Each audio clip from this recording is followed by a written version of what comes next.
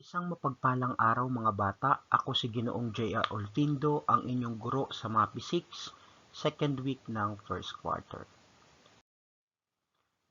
So, ang tema natin sa musika, music, rhythm, differentiate, time signatures. So, meron tayong 2/4, 3/4, and 4/4. So, let's review.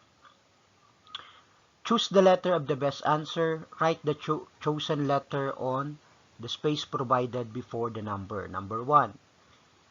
It is the flow, the breathing pattern, or simply the pulse in music. So, what do you think is the answer?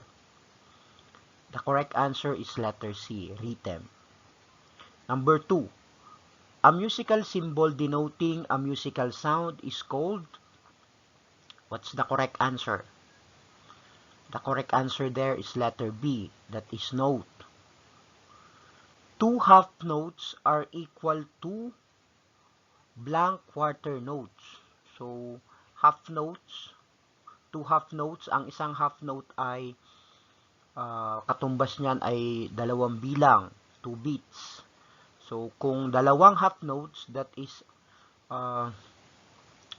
half, that is 4 beats, di ba?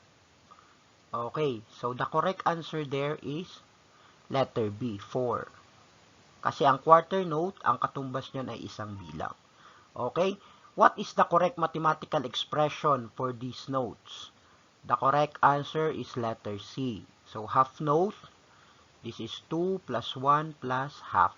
Okay? So, what is the corresponding rest of a whole note? The answer is letter D. Okay. So, katumbas ng whole note ay whole rest din. That is letter D. Okay, let's continue. Basic time signature. A time signature is found at the beginning of a piece of music after the clef and the key signature. It is a numerical indication of showing the meter. So, it consists of 2 numbers, the upper and the lower number. Okay, let's continue. So, ito yung time signature niya. May 2/4, 3/4, and 4/4. The upper number and the lower number. The upper number tells the number of beats in every measure, and the lower number tells the kind of note that receives 1 beat. So, ito yung example natin. Yan. Time signature, that is 2/4, 3/4, and 4/4. Okay. So, if you have time, you can search this in YouTube and for you to see the different time signatures of these songs. Leron-Leron Sinta, Bahay Kubo, Lupang Hinirang, and Himno ng Lungsod, Quezon. Ganon din yung Hikuri Dikuri Dak. So, ang time signature niya ay 3/4. Okay, punta tayo sa arts. Elements and principles applied in commercial art. So, what is a logo?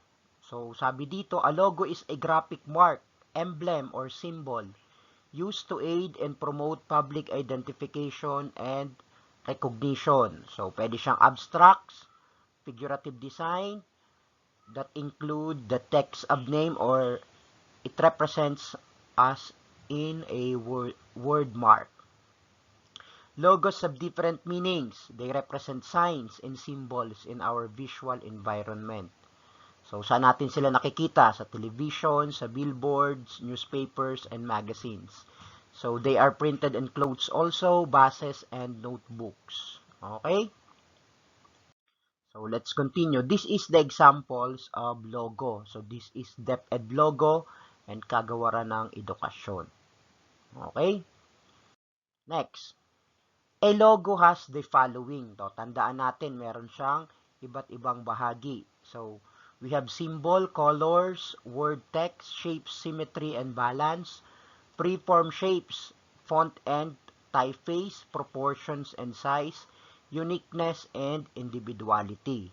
So, sa symbol, bring awareness of the products or services. Okay, color naman, very powerful yan. It can make us feel happy, calm, or colors can create varied emotions to the customers. So word text, easier to see and remember. Ano naman tong shapes and symmetry and balance? Can quickly impress a unique identity. Okay? Preform shapes make use of the basic shapes. Font and typeface speaks a lot about visual story of a logo. So, proportions and size should be effective and look great and eye-catching. So, pag unang tingin mo pa lang, may struck ka na. So, uniqueness and individuality in logo should be attractive, meaningful, and lasting. Okay, so things to consider in making logo design. So, nandyan yung principles of art, element of art, art processes. So, ano ba to yung principles of art? Essentially, a set of criteria which are used to explain how the visual elements are arranged in a work of art.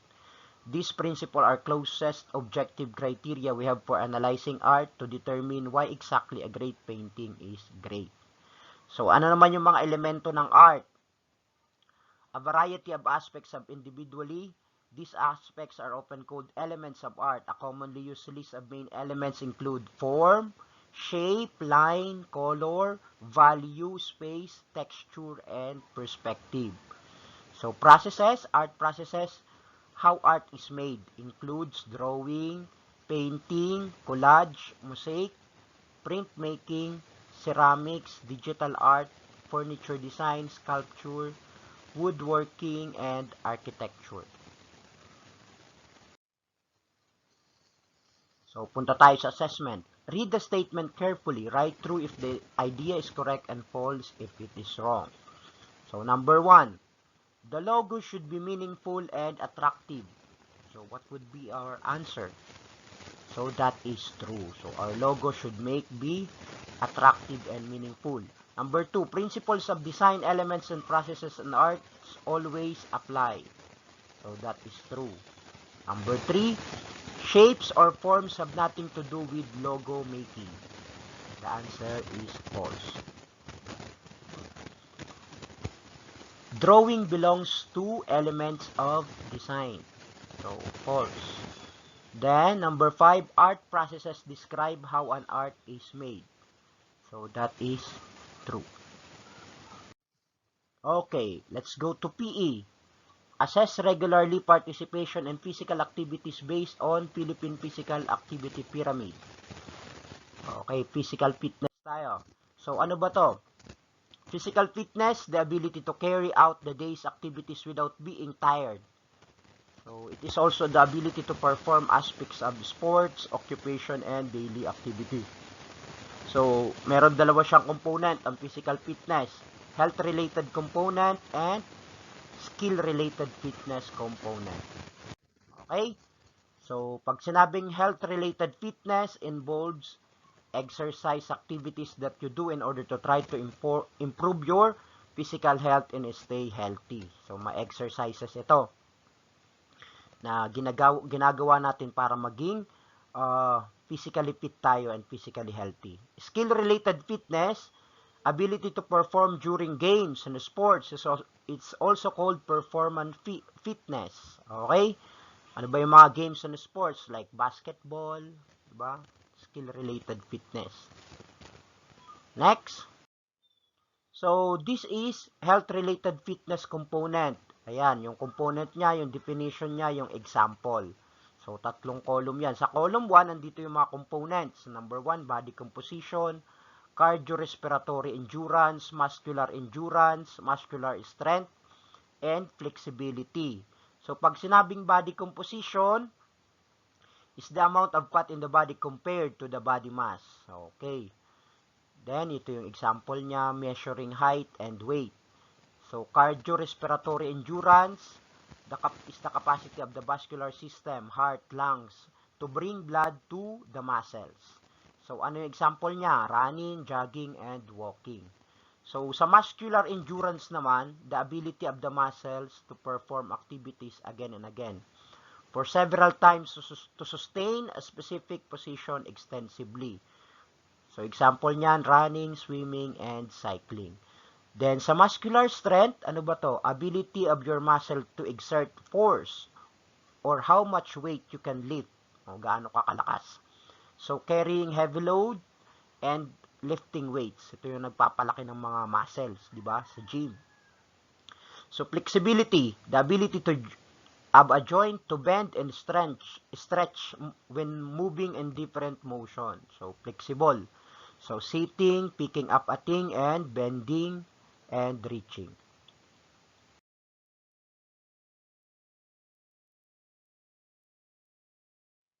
So, let's go to health. So, caring for your eyes, ears, and skin. So, ear problems affect the structural parts of the ear as well as hearing. Okay. So, yan yung itsura ng ating tenga sa labas at sa loob. So, cerumen impaction. Ano ba tong cerumen impaction? So, ito yung mga symptoms niya. So, itchiness in the ear, pain in the ear, difficulty in hearing, dizziness, ringing or buzzing sound in the ear. Pag sinabing cerumen, ito yung ano natin, ito makikita nyo dyan sa picture, yun yung tutuli or earwax. Diba? So, how to avoid this cerumen impaction? So, cleaning the outer ear with a clean, wet cloth. Okay? Avoiding the use of cotton swabs or buds. Not inserting anything into the ear canal. Kasi pag sinisiksik natin na sinisiksik doon, lalong napupunta doon sa loob yung ating earwax. Next, swimmer's ear. So, also called acute external otitis or otitis externa. An infection in the outer ear canal caused by moisture in the ear which is brought on by water that remains in your ear after swimming or showering. Minsan kasi may mga nakakapasok na tubig sa ating tenga pag tayo ay naliligo o kaya naligo sa dagat o kaya sa ilog. So, symptoms. So, itching in the ear canal, makati yung tenga. Slight redness inside the ear, mild pain inside the ear, some drainage of clear, odorless fluid. So, otitis media. So, ano naman tong otitis media? Ito makikita nyo yung picture natin dito, yung external ear, middle ear, and internal ear. So, otitis media is middle ear infection. So, sa gitna ng tenga natin, makikita natin dyan sa picture. The most common cause of earthaches. The infection in the middle ear worsens and becomes acute otitis media when accompanied by a common cold, flu, or other types of respiratory infection. Ito yung itsura niya sa tenga natin. Kita nyo sa pangalawang picture. So, symptoms niya, earache, high fever, lack of energy, slight hearing loss. Okay? Next, punta tayo sa eyes. Yung eyes natin, parts ng eyes natin. So, research say that you learn 80% of your knowledge of the world around you through the help of your eyes. So, ganun siya ka-importante. Your eyes can tell color, shapes, movements, and lights. Without your eyes, you cannot see, and without good vision, your ability to learn becomes more difficult. So, kailangan natin ng eyes. Kailangan natin ingatan din. So, ano yung mga common eye problems? So, nandito yung astigmatism, a condition in which images are distorted because cornea or lens that is not evenly or smoothly curved. If not treated, leads to eye stains and headaches. So, makikita nyo yung original na diyan sa letters. Pag may astigmatism ka, ayan so parang blurred siya. So, pinapakita dito sa isang picture naman kung paano nangyayaring astigmatism. Ito yung sa normal, ito yung picture ng yung matang may astigmatism. Ayan, So, para makorek yan, pupunta ka sa ophthalmologist. Magpa-check up para makorek. Next, myopia or tinatawag na nearsighted or nearsightedness in which one can see close objects clearly but objects farther away may appear blurry. Ayan katulad dito sa picture. Okay? nearsightedness. Yung sa malayo, di mo na matanaw. Yung sa malapit, nakikita mo. So, nearsightedness yung ganun, ano. So, again, kailangan magpa-check up sa ophthalmologist para matulungan tayo sa problemang yan. Next, hyperopia. So, ito yung kabaliktaran kanina. So, ito ay farsightedness in which one can see far objects clearly but close objects may appear blurry. So, malinaw yung malayo, malabo yung malapit. So, ito yung problema sa hyperopia or farsighted naman. Okay?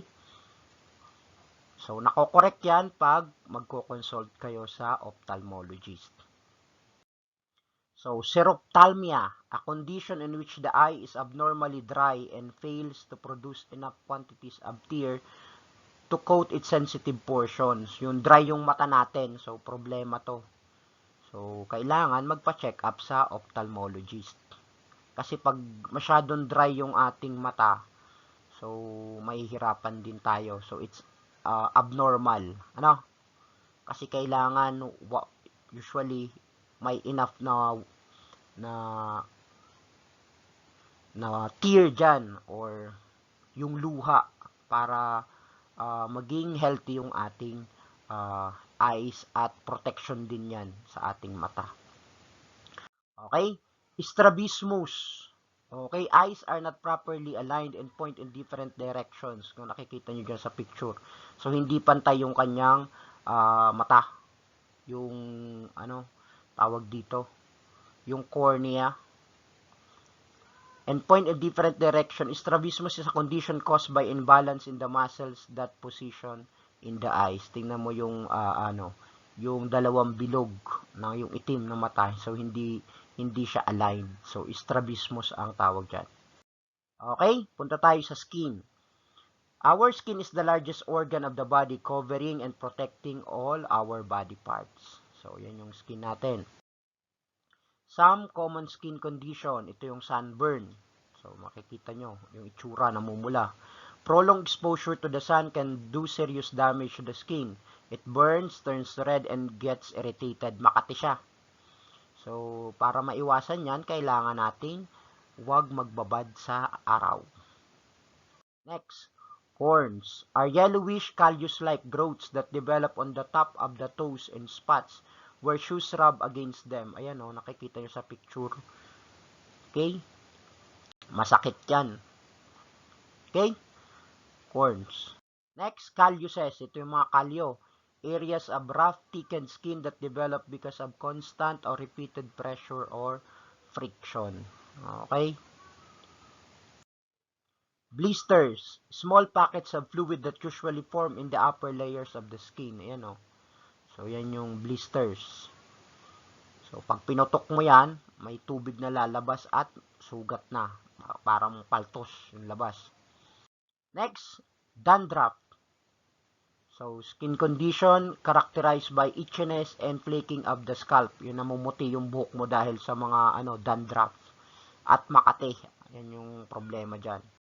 Okay, ito yung mga references na aking ginamit. Okay? So, feel free to visit these sites. Ayan, usually sa mga picture para maipakita at lalong maintindihan ng mga bata yung ating lesson. So, yan. And that sites. And meron din tayong textbook. Yung PN Health for Fun Textbook 6, Vibal Group. And Music and Arts for Fun Textbook 6, Vibal Group. Okay? So, maraming salamat. Ito ang inyong guro, si Ginoong J.R. Olfindo, nagsasabing mag-aral tayo palagi at ingat po tayong lahat. Maraming salamat po.